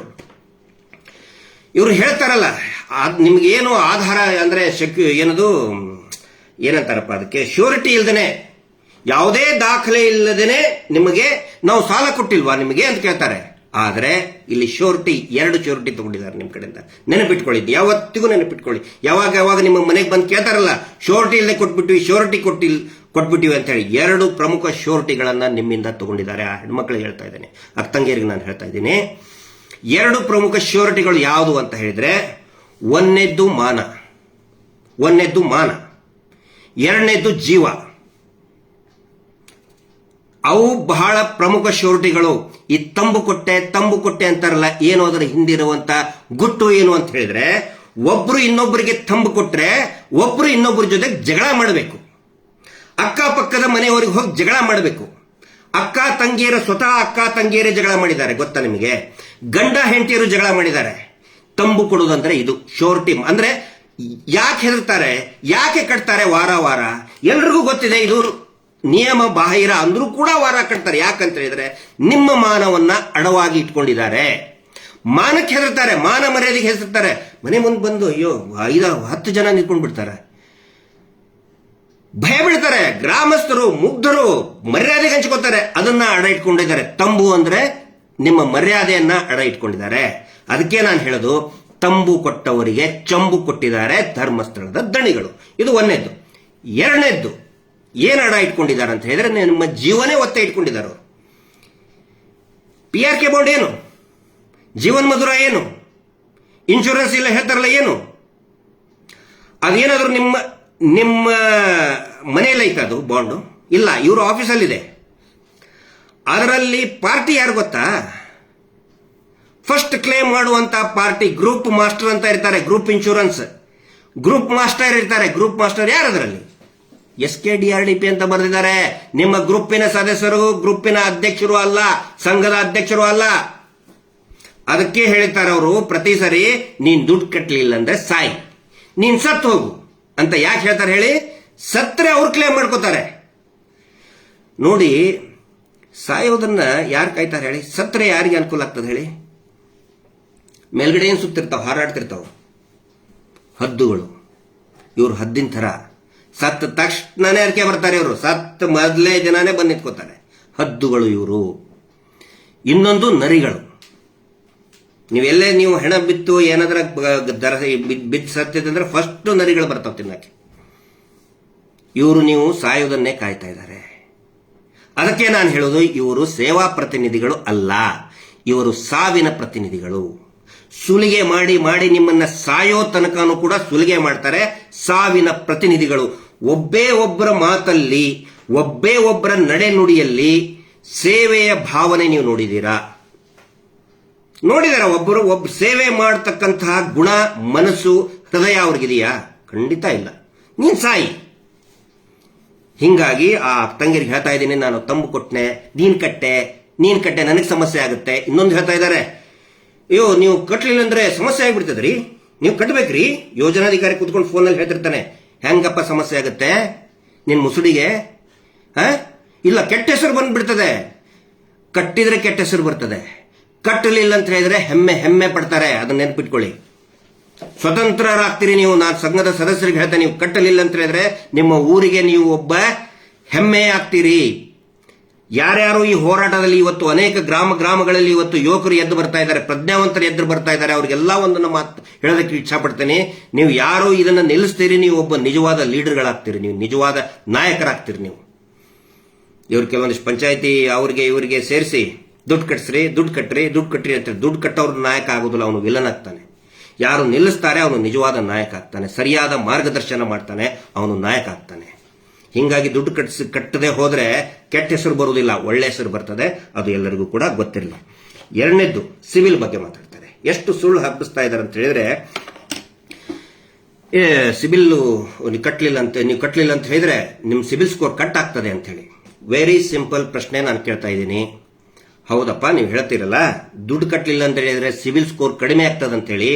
ಕಳೆದ 10 ವರ್ಷದಿಂದ ಕಟ್ಟಿದಾರಲ್ಲ, 10 ವರ್ಷದಿಂದ ಕಟ್ಟಿದಾರಲ್ಲ, ಜಾಸ್ತಿ ಆಗುತ್ತಾನೆ? ಆಗಬೇಕಲ್ಲ, ತೋರ್ಸಂತ ಹೇಳಿ ಅವರಿಗೆ. ಸಿವಿಲ್ ಬರೀ ಕಡಿಮೆ ಆಗೋದಿಲ್ಲ, ಜಾಸ್ತಿನೂ ಆಗುತ್ತೆ.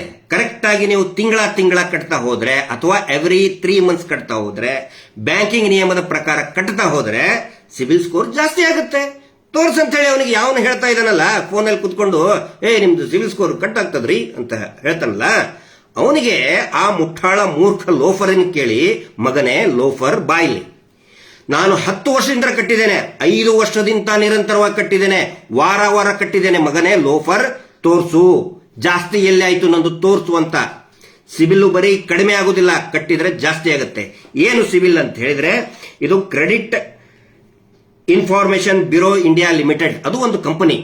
ಸಿಬಿಲ್ ಅಂತ ಹೇಳಿದ್ರೆ ಅದೊಂದು ಕಂಪನಿ, ಅಮೆರಿಕಾದ ಟ್ರಾನ್ಸ್ ಯೂನಿಯನ್ ಒಂದು ಮಲ್ಟಿನ್ಯಾಷನಲ್ ಕಂಪನಿ. ಬಹಳ ಅದ್ಭುತವಾಗಿ ಎಲ್ಲಾ ಬಿಸ್ನೆಸ್, ಎಲ್ಲಾ ವ್ಯಾಪಾರ ವಹಿವಾಟ ಎಲ್ಲದೂ ಕೂಡ ಅವರು ಇಡೀ ಜಗತ್ತಿನಲ್ಲಿ ಮಾನಿಟರ್ ಮಾಡ್ತಾ ಇರ್ತಾರೆ. ಅದೊಂದು ಮಲ್ಟಿನ್ಯಾಷನಲ್ ಕಂಪನಿ. ಇದರ ಪ್ರಕಾರ 700 900ವರೆಗೆ ಏನಾದರೂ ಸಿಬಿಲ್ ಸ್ಕೋರ್ ಇತ್ತಂತ ಹೇಳಿದ್ರೆ ತುಂಬಾ ಒಳ್ಳೆ ಸ್ಟ್ಯಾಂಡರ್ಡ್ ಸಿಬಿಲ್ ಸ್ಕೋರ್, ಯಾವುದೇ ಶ್ಯೂರಿಟಿ ಇಲ್ಲದೇನೆ ನಿಮಗೆ ಇಂಡಿಪೆಂಡೆಂಟ್ ಆಗಿ, ಯಾವುದೇ ಶ್ಯೂರಿಟಿ ಇಲ್ಲದೇನೆ ಅತಿ ಹೆಚ್ಚು ಲೋನ್ ಸಿಗುತ್ತೆ, ಕಡಿಮೆ ಬಡ್ಡಿ ದರದಲ್ಲಿ ಲೋನ್ ಸಿಗುತ್ತೆ. ಸಿಬಿಲ್ ಸ್ಕೋರ್ ಚೆನ್ನಾಗಿದ್ರೆ ಇವ್ರೇನ್ ಮಾಡಿದ್ರು, ವಾರ ವಾರ ಕಟ್ಟಿಸ್ಕೊಂಡ್ರಲ್ರಿ ನಿಮಗೆ. ನಿಮ್ಮ ಜೀವನದ ಸಂಘದ ಸದಸ್ಯರಿಗೆ, ರೈತರಿಗೆ, ಕೂಲಿ ಕಾರ್ಮಿಕರಿಗೆ 20 ವಯಸ್ಸಿನಿಂದ 40 ವರ್ಷದ ತನಕ 50 ವರ್ಷದವರೆಗಿನವರಿಗೆ ಈ ರೇಂಜ್ ಏನಿದೆಯಲ್ಲ, ಎಸ್ಪೆಷಲಿ 20 to 40 ಇಯರ್ಸ್, ನಿಮ್ಮ ಜೀವನದ ದುಡಿಯುವಂತಹ ಯೌವನ ವಯಸ್ಸನ್ನೇ ಹಾಳು ಮಾಡ್ಕೊಂಡು ಬಿಟ್ರಲ್ಲ. ಇವರು ಸಿಬಿಲ್ ಸ್ಕೋರೇ ಕೊಟ್ಟಿಲ್ಲ ನಿಮಗೆ, ನಿಮ್ಮನ್ನ ಅಂಗವಿಕಲರನ್ನಾಗಿ ಮಾಡಿಬಿಟ್ರು. ಆರ್ಥಿಕ ಫಿನಾನ್ಷಿಯಲ್ ಹ್ಯಾಂಡಿಕ್ಯಾಪ್ ಮಾಡಿದ್ದಾರೆ ನಿಮಗೆ. ನೆನಪಿಟ್ಕೊಳ್ಳಿ, ನಿಮ್ಮ ಜೀವನದ ಅತ್ಯಮೂಲ್ಯ ವರ್ಷಗಳನ್ನ, ದುಡಿಯುವ ವರ್ಷಗಳನ್ನ ನಿಮ್ಮಿಂದ ಕಸ್ಕೊಂಡು ನಿಮಗೆ ಯಾವುದೇ ಐಡೆಂಟಿಟಿನೇ ಕೊಟ್ಟಿಲ್ಲ. ಸಿವಿಲ್ ಅಂತ ಹೇಳಿದ್ರೆ ಕ್ಷಮತೆ, ಯೋಗ್ಯತೆ, ಅಂದ್ರೆ ಇವನಿಗೆ ಸಾಲ ಮರುಪಾವತಿ ಮಾಡುವಂತ ಯೋಗ್ಯತೆಯ ಒಂದು ಐಡೆಂಟಿಟಿ, ಗುರುತು. ಆ ಗುರುತನ್ನೇ ನಿಮ್ಮಿಂದ ಕಸ್ಕೊಂಡು ಬಿಟ್ಟಿದ್ದಾರೆ. ಇದು ಆಗಿರುತ್ತೆ ತಪ್ಪು. ಅದಕ್ಕೆ ಅವ್ರು ಹೇಳ್ತಾರಲ್ಲ, ಸಿಬಿಲ್ ತೋರ್ಸಪ್ಪ, ನೀನು ತೋರ್ಸು, ನಾನು ಇಷ್ಟು ವರ್ಷ ಕಟ್ಟಿದ್ದೀನಿ, ವಾರ ವಾರ ಪ್ರಾಮಾಣಿಕವಾಗಿ ಕಟ್ಟಿದ್ದೀನಿ. ಬಹುಶಃ 10 ವರ್ಷದಿಂದ ನಿರಂತರವಾಗಿ ಪ್ರತಿ ವಾರ ಕಟ್ಟಿದಂತವ್ರು ಏನಿದ್ದಾರೆ ಅವರು ಜಗತ್ತಿನಲ್ಲಿ ಅತ್ಯಂತ ಪ್ರಾಮಾಣಿಕ ಗ್ರಾಹಕ. ಅಂಥವ್ರಿಗೆ ಇವ್ರು ಹೋಗಿ ಬೈತಾ ಇದ್ದಾರೆ, ಕಟ್ಟಕ್ಕಾಗಲ್ವಾ ಅಂತ ಹೇಳ್ಕೊಂಡು. ಅದಕ್ಕೆ ಅವ್ರು ಕೇಳಿ, ಇಷ್ಟು ದಿನ ಕಟ್ಟಿದ್ದು ಮೊದಲು ತೋರ್ಸಂತೇಳಿ. ಹಿಂಗಾಗಿ ಈ ಸುಳ್ಳನ್ನು ನಂಬಬೇಡಿ. ಒಂದು ವೇಳೆ ಏನಾದರೂ ನಿಮ್ಮ ಪರ್ಸನಲ್ ಅಕೌಂಟಿಗೆ ಏನಾದರೂ ಅಟ್ಯಾಚ್ ಮಾಡಿದರೆ ಬ್ಯಾಂಕ್ ಮೇಲೆ ಕ್ರಿಮಿನಲ್ ಕೇಸ್ ಆಗುತ್ತೆ. ಅದರ ಮಾಹಿತಿ ಕೊಡಿ, ನಾವು ಕ್ರಿಮಿನಲ್ ಕೇಸ್ ಹಾಕ್ತೀವಿ. ಯಾಕಂತ ಹೇಳಿದ್ರೆ ಇದು ವ್ಯವಹಾರ ನಡೆದಿದ್ದು ಗುಂಪಿನ ಮುಖಾಂತರ. ಇವರೇ ಹೇಳ್ತಾರೆ ತಾನೆ, ಗ್ರೂಪ್ ಇಂದ ಬಂದಿದ್ದು. ಗ್ರೂಪ್ ಇಂದ ಬಂದ್ರೆ ಪರ್ಸನಲ್ ಅಕೌಂಟಿಗೆ ಹೆಂಗೆ ಇವರು ಸಿವಿಲ್ಗೆ ಎಂಟ್ರಿ ಮಾಡ್ತಾರೆ? ಹಂಗೇನಾದ್ರೂ ಮಾಡಿದ್ರೆ ಆ ಬ್ಯಾಂಕಿನ ಮೇಲೆ ಕ್ರಿಮಿನಲ್ ಕೇಸ್ ಹಾಕ್ತೀವಿ ನಾವು, ಕ್ರಿಮಿನಲ್ ಮೊಕದ್ದಮೆ ಹಾಕಿ ಆ ಬ್ಯಾಂಕ್ ಮ್ಯಾನೇಜರ್ಗೂ ಕೂಡ ಜೈಲಿಗೆ ಕಳಿಸ್ತೀವಿ. ನೆನಪಿಟ್ಕೊಳ್ಳಿ. ಸುಮ್ಮನೆ ಸುಳ್ಳು ಅಡ್ಡದಾರಿ ತೋರ್ಸಕ್ ಹೋಗಬೇಡಿ. ಇನ್ನೊಂದು ಹೇಳ್ತಾ ಇದ್ದಾರೆ, ಬಹಳ ಇಂಪಾರ್ಟೆಂಟ್ ಇದೆ, ದಯವಿಟ್ಟು ಕೇಳಿ. ಸ್ವಲ್ಪ ಲೇಟ್ ಆಗ್ತಾ ಇದೆ ಕಾಣ್ತದೆ, ಬಟ್ ಸ್ಟಿಲ್ ವೆರಿ ಶಾರ್ಟ್ ಆಗಿ ನಾನು ಹೇಳಿ ಮುಗಿಸ್ತಾ ಇದ್ದೀನಿ. ಬಹಳ ಇಂಪಾರ್ಟೆಂಟ್ ಇದೆ ಇದು, ಎಲ್ಲ ಇದರಲ್ಲಿ ಕೇಳೋದು. ಈಗ ಬ್ಯಾಂಕ್ ಸ್ಟೇಟ್ಮೆಂಟ್ ಕೇಳ್ತಾ ಇದ್ದಾರೆ ಎಲ್ಲರೂ. ಮೇಡಮ್ ಅವರೇ, ಬ್ಯಾಂಕ್ ಸ್ಟೇಟ್ಮೆಂಟ್ ಕೊಡ್ರಿ ನಮಗೆ. ಬ್ಯಾಂಕ್ ಸ್ಟೇಟ್ಮೆಂಟ್ ಎಲ್ಲ ಐತೆ, ಬ್ಯಾಂಕ್ ಸ್ಟೇಟ್ಮೆಂಟ್. ಅವ್ರು ಅದಕ್ಕೆ ಏನು ಹೇಳ್ತಾ ಇದ್ದಾರೆ ಅಂತಂದ್ರೆ, ನೀವು ನೋಡ್ರಿ ಸೀದಾ ನೋಟ್ಬುಕ್ ತೋರಿಸ್ತಾರೆ, ನೋಟ್ಬುಕ್ ಹಿಡಿತಾರೆ. ಅವಾಗ ನನಗೆ ಈ ನೋಟ್ಬುಕ್ ಬೇಡ, ನಮಗೆ ಬ್ಯಾಂಕ್ ಸ್ಟೇಟ್ಮೆಂಟೇ ಬೇಕು ಅಂದಾಗ ಇವ್ರು ಏನ್ ಹೇಳ್ತಾರೆ, ಹಂಗಿದ್ರೆ ಬ್ಯಾಂಕಿಗೆ ಹೋಗಿ ತಗೊಳ್ರಿ ಅಂತ ಹೇಳ್ತಾ ಇದ್ದಾರೆ. ಇಲ್ಲಿ ಗಮನಿಸಬೇಕಾಗಿತ್ತು, ಬ್ಯಾಂಕ್ ಸ್ಟೇಟ್ಮೆಂಟ್ ತಂದು ಕೊಡುವಂತ ಕೆಲಸ ಇದೇ SKDRDP. ಅದಕ್ಕೇನೆ BC ಏಜೆಂಟ್ ಅನ್ನೋದು. BC ಏಜೆಂಟ್ ಕೆಲಸ ಏನು, ಏನ್ ಮಾಡಬೇಕು, ಏನ್ ಮಾಡಬಾರ್ದು ಅನ್ನೋದು ನಿಮಗೆ ಹೇಳ್ತಾ ಇದ್ದೀನಿ. RBI ಗೈಡ್ಲೈನ್ಸ್ ಪ್ರಕಾರ, ಮಾಸ್ಟರ್ ಸರ್ಕ್ಯುಲರ್ ಇರುವಂತಹ RBI ಗೈಡ್ಲೈನ್ಸ್ ಪ್ರಕಾರ ಏನ್ ಹೇಳ್ತದೆ, BC ಏಜೆಂಟ್ಗಳು ಏನೇನು ಕೆಲಸ ಮಾಡಬೇಕು.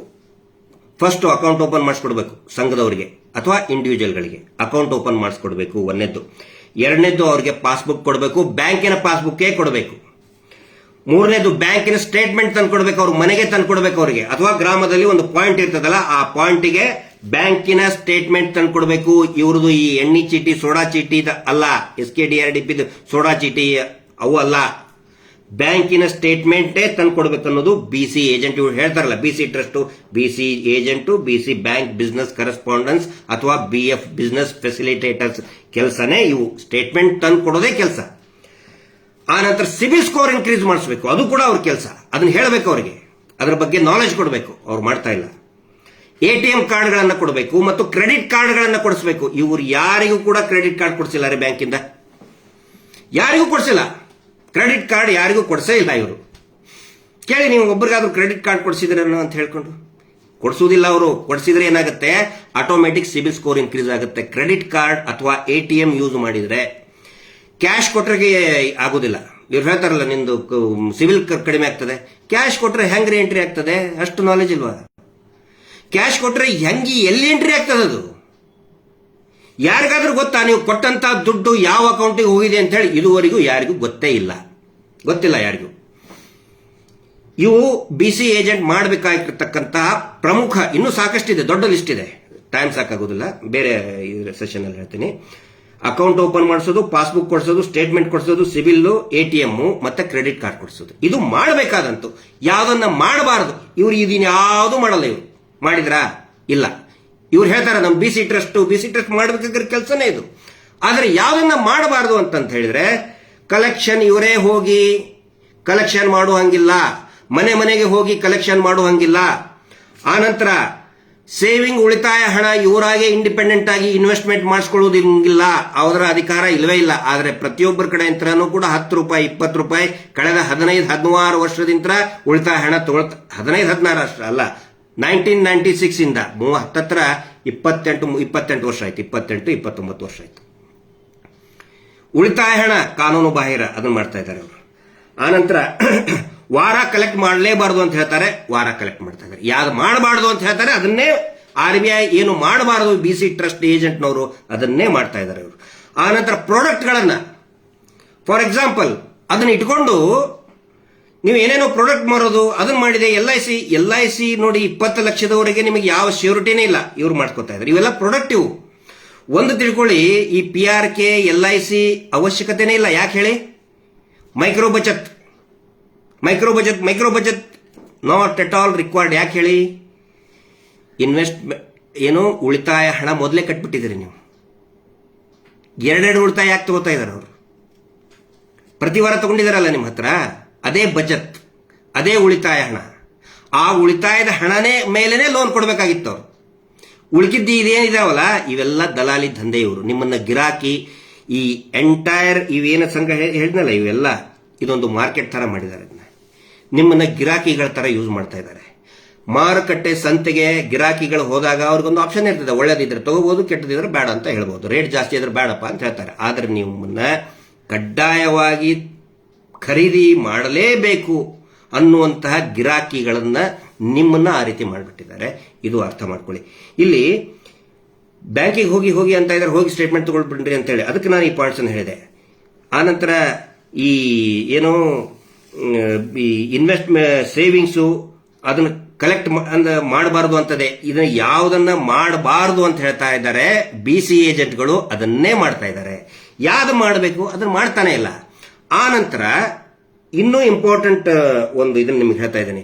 ಈ BC ಏಜೆಂಟ್ಗಳಿಗೆ ಇದು ಎಲ್ಲ ಕೆಲಸ ಮಾಡ್ಬೇಕಲ್ಲ, ಅದಕ್ಕೆ ಇದನ್ನ ಓಪನ್ ಮಾಡ, ಸೆಕೆಂಡ್ ಡಾಕ್ಯುಮೆಂಟ್. ಇವ್ರ ವೆಬ್ಸೈಟ್ ಅಲ್ಲೇ ಬರ್ಕೊಂಡಿದ್ದಾರೆ. ಏನು ಅಂತ ಹೇಳಿದ್ರೆ, ಇದಕ್ಕೆ ಕಮಿಷನ್ ಹಣ ಎಲ್ಲಿಂದ ಬರ್ತದೆ ಅಂತ ಹೇಳಿ. ಕಮಿಷನ್ ಹಣ ಯಾರು ಕೊಡ್ತಾರೆ? ಈ BC ಏಜೆಂಟ್ಗಳು.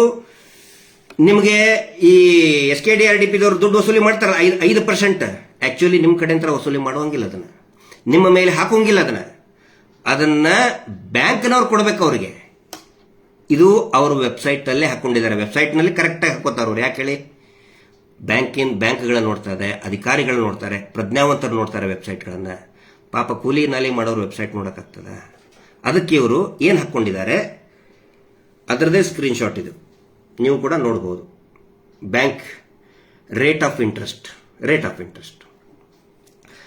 The rate of interest of the loan availed by the members of SHG through bank OD/CC loan is 13.5%. ಅಂದ್ರೆ ದಕ್ಷಿಣ 13.5% ಅಂತ ಹೇಳ್ತಾರೆ ಇವರು. ಆಕ್ಚುಲಿ ಇರೋದು 8ರಿಂದ 9%. 5% ಆಡ್ ಮಾಡಿದ್ರೆ 13% ಬರ್ತದೆ, 13%. ಇವ್ರು ಯಾಕೆ ಆಡ್ ಮಾಡ್ತಾ ಇದ್ದಾರೆ ಅದನ್ನ? ಬ್ಯಾಂಕ್ ಇದ್ರೆ ತಗೋಬೇಕಲ್ಲ. All the other district except Belgaum ಅಂತ ಹೇಳ್ತಾರೆ. ಇಂಪಾರ್ಟೆಂಟ್ ಲೈನ್ ಇದು ನೋಡಿ. This rate includes the bank interest plus BC service charges. ನಿಮ್ಗೆ ಹೇಳ್ತಾರಲ್ಲ ಸೇವಾ ಶುಲ್ಕ ಅಂತ ಬರೆದಿದೆಯಲ್ಲ, BC service charges payable by the bank to the SKDRDP. Correct. ಅದು ಬ್ಯಾಂಕಿನಿಂದ SKDRDP ಕೊಡಬೇಕದು, ಗೊತ್ತಾಯ್ತಾ? ಬ್ಯಾಂಕ್ನವರು ಈ ದಲಾಲಿ commission agent Dharmasthala SKDRDP commission ಏಜೆಂಟ್ಗೆ ಬ್ಯಾಂಕ್ನವ್ರು ಕೊಡಬೇಕು. ನಿಮ್ಮ ಮೇಲೆ ಯಾಕೆ ಹಾಕ್ತಾ ಇದ್ದಾರೆ ಅದನ್ನ? ಇಲ್ಲಿ ನಿಮ್ಮ ಕಡೆನೂ ಕಮಿಷನ್ ತಗೊಳ್ಳೋದು, ಬ್ಯಾಂಕಿನ ಕಡೆ ಅಂತಾನು ಕಮಿಷನ್ ತಗೊಳ್ಳೋದು. ಆದರೆ ಅವ್ರ ಕೆಲಸ ಬ್ಯಾಂಕ್ ಸ್ಟೇಟ್ಮೆಂಟ್ ಕೊಡೋದು, ಪಾಸ್ಬುಕ್ ಕೊಡೋದು, ಅದೇನು ಮಾಡ್ತಾನೆ ಇಲ್ಲ. ಇದು ಗೋಲ್ಮಾಲ್, ಅತಿ ದೊಡ್ಡ ಗೋಲ್ಮಾಲ್. ಇದು ನಿಮಗೆ ಬರ್ತಾರಲ್ಲ ಟ್ಯಾಗ್ ಹಾಕೊಂಡು ಅಥವಾ ಮೇಡಮ್ ಅವ್ರು ಬರ್ತಾರಲ್ಲ ಅವ್ರು ಕೇಳ್ರಿ ಇದನ್ನ ಯಾಕೆ ಕಲೆಕ್ಟ್ ಮಾಡ್ಕೊಳ್ತೀರಿ ಅಂತೇಳಿ. ಅದಕ್ಕೆ ನಾವು ಹೇಳೋದು ಬ್ಯಾಂಕಿಗೆ ಒಂದ್ಸರಿ ಹೋಗಿ ಬರ್ರಿ, ಬ್ಯಾಂಕಿನ ರೇಟ್ ಆಫ್ ಇಂಟ್ರೆಸ್ಟ್ ಕೇಳಿ, ಅವಾಗ ಗೊತ್ತಾಗುತ್ತೆ ಇವ್ರ ಬಂಡವಾಳ. ಆನಂತರ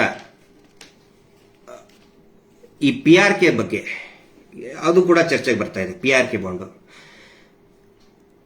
ಮೈಕ್ರೋ ಬಚತ್ ಆಗಲಿ ಅಥವಾ ಯಾವುದೇ ಇನ್ಶೂರೆನ್ಸ್ ಪಾಲಿಸಿ ಆಗಲಿ, ನೀವು ದುಡ್ಡು ಕಟ್ಟಿರ್ತೀರಿ 1 ಲಕ್ಷ ತನಕ, 80,000 ತನಕ, ಅದನ್ನ ಪಾಲಿಸಿ ಸರೆಂಡರ್ ಮಾಡೋದು ಅಂತ ಹೇಳ್ತಾರೆ. ಅದನ್ನ ಬ್ಯಾಂಕಿಗೆ ಹೋಗಿ ನೀವು ಕಟ್ಟಿದಂತಹ ಪಾಲಿಸಿ ಏನಿರ್ತದಲ್ಲ, 4 ವರ್ಷ 5 ವರ್ಷ ಅಥವಾ 4 ವರ್ಷಕ್ಕೇನೆ 1 ಲಕ್ಷದ ತನಕ ಅಥವಾ 80,000 50,000 ತನಕ ನೀವು ಕಟ್ಟಿದ್ರೆ 50% ಇಂದ 80% ವರೆಗೆ ಬ್ಯಾಂಕಿನವರು ಆ ಬಾಂಡ್ ಮೇಲೆನೆ ನಿಮಗೆ ಲೋನ್ ಕೊಡ್ತಾರೆ.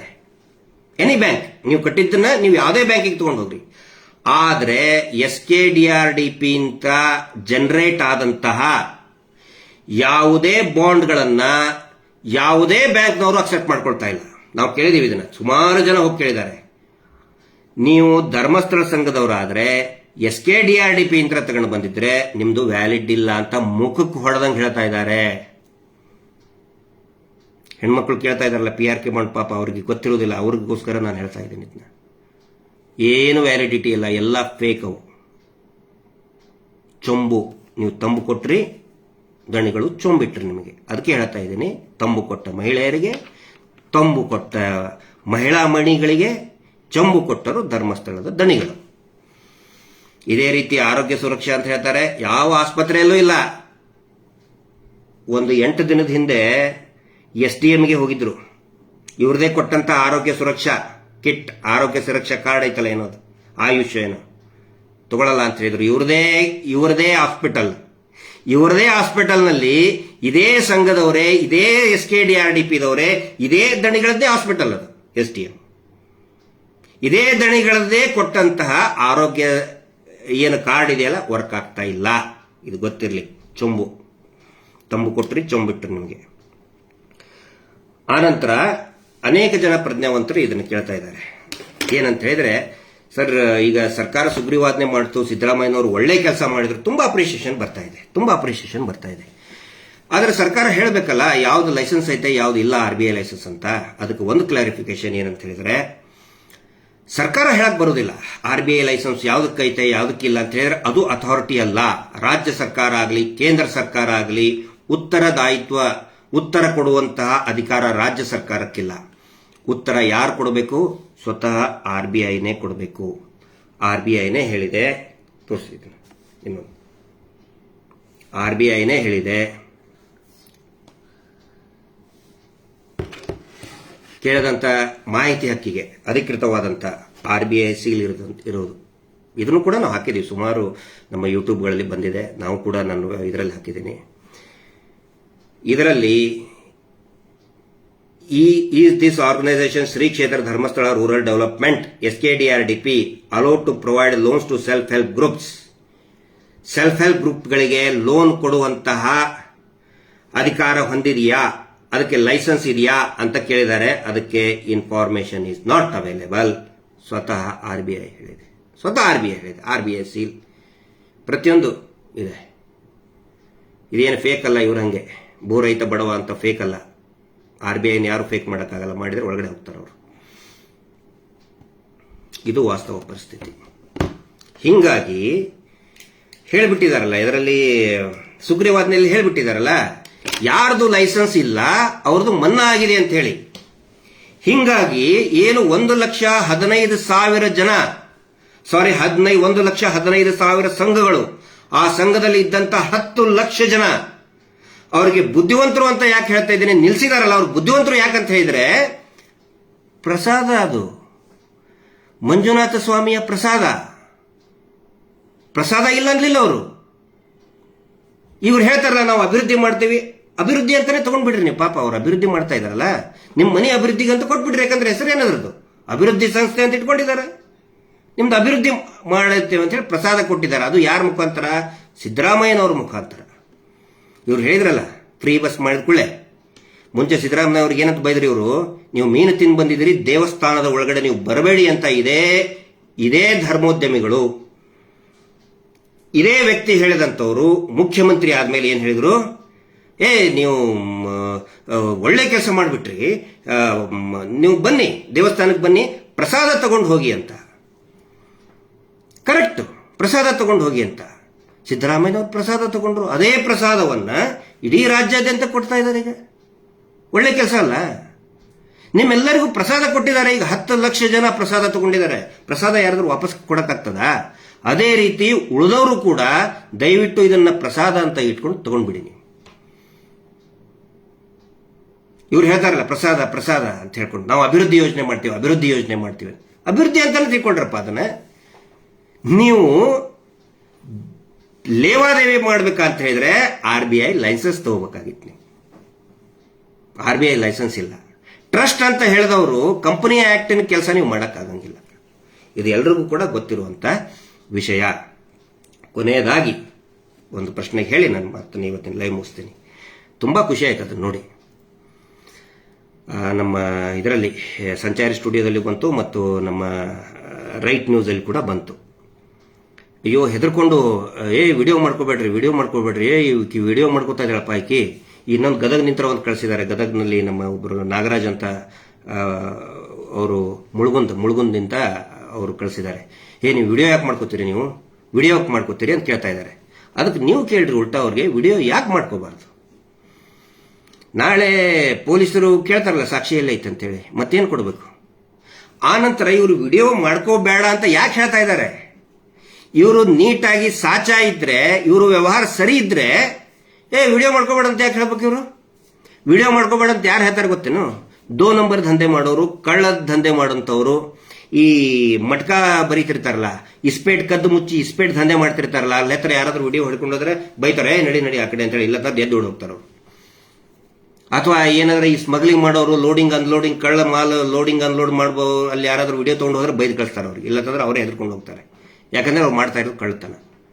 ಯಾರು ವಿಡಿಯೋ ಮಾಡ್ಕೋತಾನೆ ಅವನಿಗೆ ಅವನು ಕರೆಕ್ಟ್ ಇರ್ತಾನೆ. ನೀವು ಕರೆಕ್ಟ್ ಇದ್ರೆ ಯಾಕೆ ಬೇಡ ಅಂತ ಹೇಳ್ತಾ ಇದ್ರಿ ನೀವು? ನಾಳೆ ಒಂದ್ ವೇಳೆ ಅವ್ರು ಬಂದಂತವ್ರು ಗುಂಡಾಗಳು ಅವರೆಲ್ಲ ಕೆಟ್ಟದಾಗಿ ಬೈತಾ ಇರ್ತಾರೆ. ನಾಳೆ ಹೊಡೆದು ಹೋದ್ರೆ ಹೊಡೆದು ಇವ್ರ ಮೇಲೆ ಕಂಪ್ಲೇಂಟ್ ಕೊಡ್ತಾರೆ ಅವರು, ನಮ್ಗೆ ಬೈದ್ರು ಅಂತ ಹೇಳಿ. ಅದ್ರ ಸಲುವಾಗಿ ವಿಡಿಯೋ ಮಾಡ್ಕೋಬೇಕು. ನೋಡಿ, ಒಂದು ಟೈಮ್ ಇತ್ತು, ಬರೀ ಒಂದು 6 ತಿಂಗಳ ಹಿಂದೆ ಪಾಪ ಜನ ಓಡ್ತಾ ಇದ್ರು. ಇವ್ರು ಬಂದ್ಕುಳೆ ಇವ್ರು ಓಡ್ತಾ ಇದ್ದಾರೆ. ಈಗ ಅದು ಸೌಜನ್ಯ ಶಕ್ತಿ. ಯಾರು ಓಡಿಸ್ತಾ ಇದ್ದ, ಈಗ ಅವನೇ ಓಡಿ ಹೋಗ್ತಾ ಇದ್ದಾನೆ. ಓಡ್ರಿ ನೀವು. ಪಾಪ ಬೆತ್ತಲಾಗಿದ್ದಾರೆ. ಈಗ ಬೆತ್ತಲೆ ಆದ್ರೂ ಪೂರ್ತಿಯಾಗಿ ಇಡೀ ರಾಜ್ಯಾದ್ಯಂತ ಬೆತ್ತಲೆ ಆಗಿಬಿಡ್ತು ಈ ಕುಟುಂಬ. ಸೌಜನ್ಯಾಳಂತ ಎಷ್ಟೋ ಜನ ಹೆಣ್ಮಕ್ಳಿಗೆ ಬೆತ್ತಲೆ ಮಾಡಿದ್ದಾರೆ ಇವರು. ನನಗೆ ಗೊತ್ತಿದೆ. ಪಾಪ ಹೆಣ್ಮಗಳು ಅತ್ಯಾಚಾರಕ್ಕೆ ಬಲಿಯಾದಾಗ ಬಟ್ಟೆ ಕೊಡಿ ಅಂತ ಹೇಳಿದ್ರೆ ಬಟ್ಟೆನೂ ಕೂಡ ಕೊಡಲಿಲ್ಲ. ಹಂಗೆ ಕಾಡಿಸಿದ್ರು, ಪೀಡಿಸಿದ್ರು. ಆ ಮಗುವಿನ ಶಾಪ. ಇವರು ಬೆತ್ತಲಾಗಿ ಇವರು ಓಡ್ತಾ ಇದ್ದಾರೆ. ಮಹೇಶ್ ಶೆಟ್ಟರು ಓಡಿಸ್ತಾ ಇದ್ದಾರೆ ಇವ್ರನ್ನ. ಆ ಸೌಜನ್ಯ ಶಕ್ತಿ ಓಡಿಸ್ತಾ ಇದೆ ಇವ್ರನ್ನ, ಬೆತ್ತಲಾಗಿ ಓಡಿಸ್ತಾ ಇದ್ದಾರೆ. ಮಂಜುನಾಥ ಸ್ವಾಮಿ ಓಡಿಸ್ತಾ ಇದ್ದಾನೆ ಅವರಿಗೆ, ಬೆತ್ತಲೆ ಮಾಡಿ ಓಡಿಸ್ತಾ ಇದ್ದಾರೆ. ಆ ಮಗು ಸುಮ್ಮನೆ ಬಿಡಲ್ಲ ಇವ್ರನ್ನ. ಓಡ್ರಿ, ಎಷ್ಟು ಓಡ್ತಿರೋ ಓಡ್ರಿ. ನಿಮ್ಮ ಹಿಂದೆ ಸೌಜನ್ಯ ಬೆನ್ನು ಬಿದ್ದಿದ್ದಾಳೆ. ನ್ಯಾಯ ಸಿಕ್ಕೇ ಸಿಗ್ತದೆ. Justice for Sowjanya. ನಮಸ್ತೆ.